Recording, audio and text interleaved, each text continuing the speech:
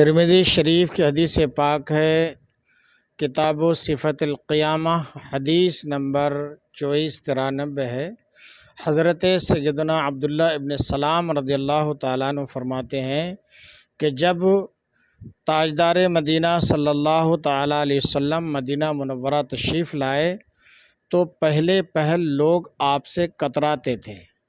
پہلے میں بھی انہی میں شامل تھا، لیکن جب میں سرکار مصطفیٰ صلی اللہ تعالیٰ علیہ وسلم کے دیدار سے مشرف ہوا تو میرے دل نے کہا یہ کسی جھوٹے کا چہرہ نہیں ہے۔